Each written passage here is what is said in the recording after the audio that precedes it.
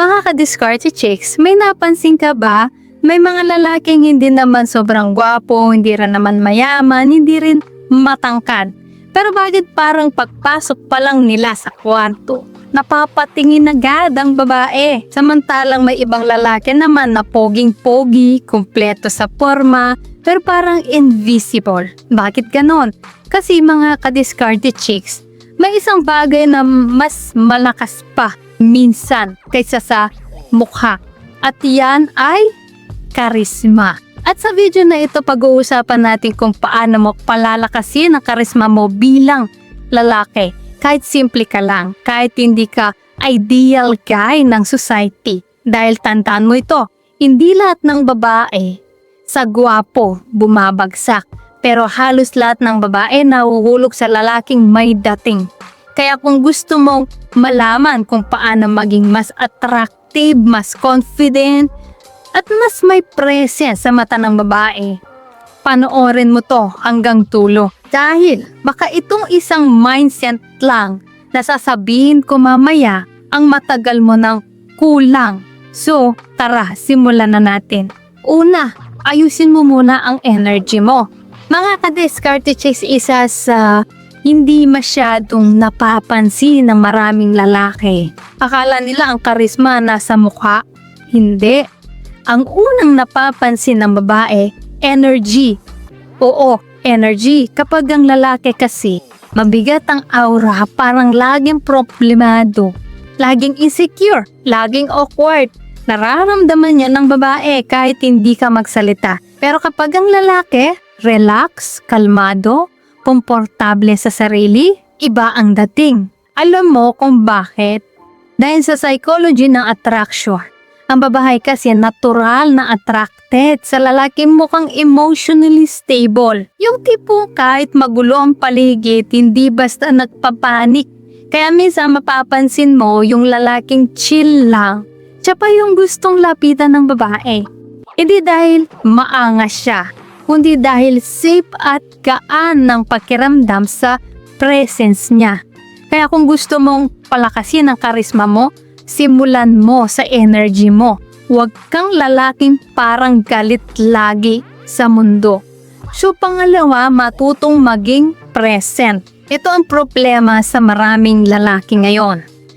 Kapag may kausap na babae, hindi naman talaga nakikinig. Hintay lang ng hintay ng chance na magsalita. Kaya ang ending, walang connection.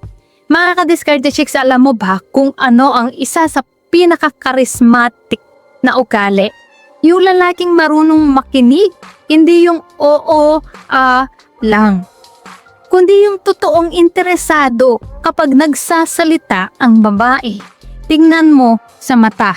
Intindihin mo, damhin mo yung kwento kasi sa psychology ang tao na mas nagkakagusto sa taong napaparamdam na importante sila. Kaya minsan kahit hindi sweet ang lalaki, kapag marunong makinig, naaalala siya ng babae dahil bihira na ngayon ang lalaking present. Karamihan distracted, cellphone dito, tingin doon. Pero ang lalaking focus sa kausap niya, malakas ang dating niyan. So pangatlo, huwag kang uhaw sa atensyon. Mga ka-discarte chicks, ito ang sumisira sa karisma ng maraming lalaki. Yung halatang gustong-gusto ng validation. Lagi nagpapapansin, laging trying hard, laging gustong mapuri. At alam mo ang masakit, ramdam agad yan ng babae. Kapag ang lalaki kasi sobrang uhaw sa approval, lumiliit ang tingin sa kanya. Pero kapag ang lalaki komportable, kahit hindi siya center of attention, mas intriguing siya, mas may mystery, at sa psychology ng babae, mas attractive. Ang lalaking hindi desperado. Hindi mo kailangang magyabang para magkaroon ng presence. Minsan nga, yung tahimik pero composed, siya pa ang pinaka nakaka-curious. Kaya tandaan mo ito, ang tunay na karisma hindi pinipilit, nararamdaman. So pang-apat, ayusin mo ang pananalita mo. Mga ka-discarte chicks, kahit gwapo ka, kung bastos ka magsalita, wala rin. Napakalaking parte ng karisma. Nasa paraan ng pagsasalita at hindi ito tungkol sa malalim na English ha. Hindi kahit simpleng lalaki ka lang. Basta maayos ka magsalita, may kating ka. Ano ibig sabihin? Hindi ka puro mura, hindi ka puro yabang, hindi ka bara-bara magsalita, kalma lang. Dahil ang lalaking kontrolado ng bibig, madalas kontrolado rin ang emosyon. At ang emotional control sobrang attractive sa babae. Kaya minsan mapapansin mo, yung lalaking hindi maingay pero kapag nagsalita, nagikinig lahat. Iyon ang karisma. So panglima, magkaroon ka ng direksyon sa buhay. Ito pakinggan mong mabuti. Walang mas nakakatagtag na karisma sa lalaki kundi ang lalaking may purpose, hindi tamad, hindi puro reklamo, hindi puro bahala na. Kasi mga diskarte chicks, ang babae natural na umahanga sa lalaking may direksyon. Hindi kailangang mayaman agad. Basta may pangarap, may ginagawa, may disiplina, kahit simpleng lalaki ka. Kapag nakikita ng babae na may focus ka sa buhay, iba ang tingin niya sa'yo. Kasi sa psychology, ang purpose ay nagbibigay ng masculine energy. At ang masculine energy hindi lang tungkol sa muscles, kundi tungkol sa stability at direksyon. Kaya, kung gusto mong lumakas ang karisma mo, huwag puro babae ang iniisip mo. Ayusin mo rin ang buhay mo.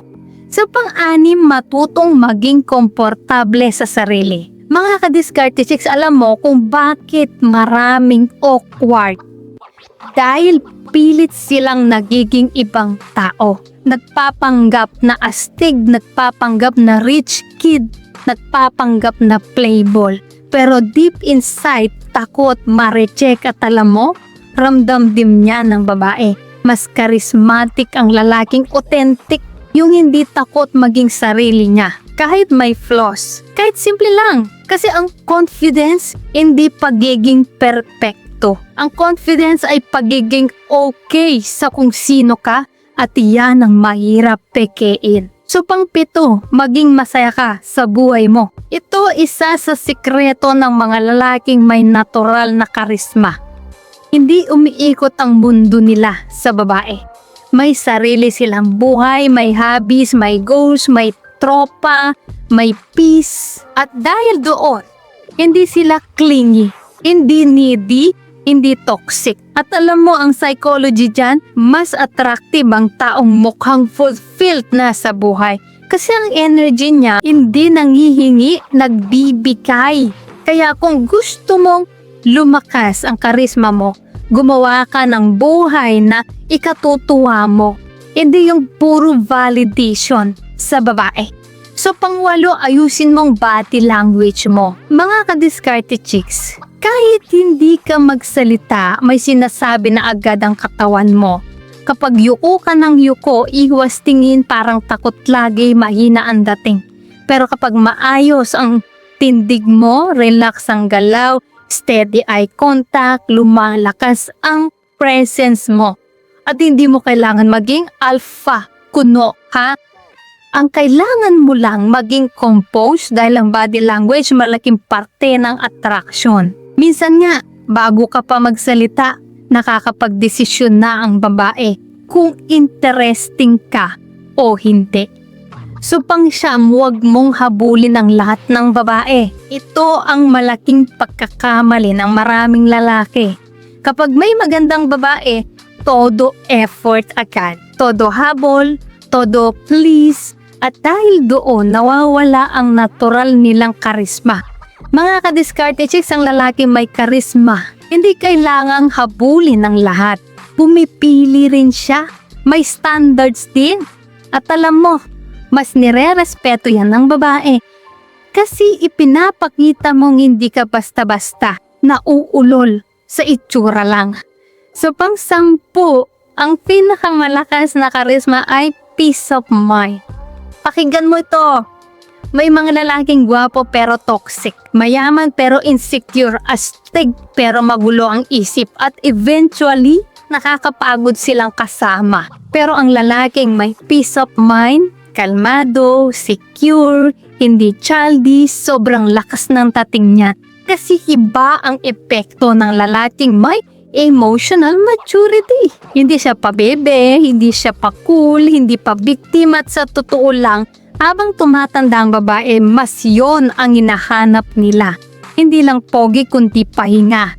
Mga kadiskarte chicks, tandaan mo ito ha, hindi mo kailangan maging pinakagwapong lalaki sa kwarto o kahit saan para maging pinaka-attractive. Minsan yung lalaking may confidence, may direksyon, may emotional control at may magandang energy, siya pa nga ang hindi makakalimutan ng babae. Kaya simula ngayon, imbes na ma-insecure ka sa mukha mo, palakasin mo ang karisma mo. Dahil ang gwapo, nakakaagaw ng tingin, pero ang lalaking may tunay na karisma, nakakaagaw ng damdamin. At kung umabot ka hanggang dito mga ka-diskarte chicks, comment mo nga sa baba, karisma ang laban. At syempre like, share at subscribe ka na rin para mas marami ka pang matutunang diskarte tungkol sa attraction, confidence at psychology ng babae. At tandaan mo, hindi mo kailangang maging perpekto para maging lalaking hindi nila makalimutan. So ayan mga ka-diskarte chicks, sana ay may natutunan po kayo sa video natin ngayon.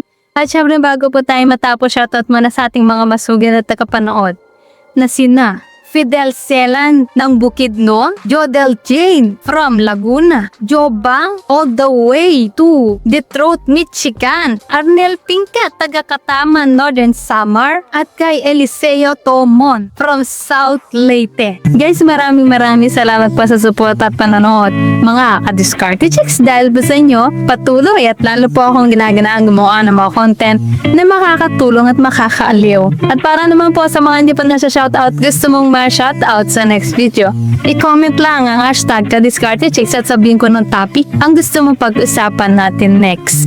Kung nagustuhan mo ang video na ito, ay huwag kalimutang mag-like, mag-subscribe at i-share ito. So guys, this is Diskarte Chicks, your love meter na laging nandito para sa mga diskarteng pag-ibig. Kita-kits sa next video. Maraming salamat sa panonood. Ingat kayo palagi. Let's spread love.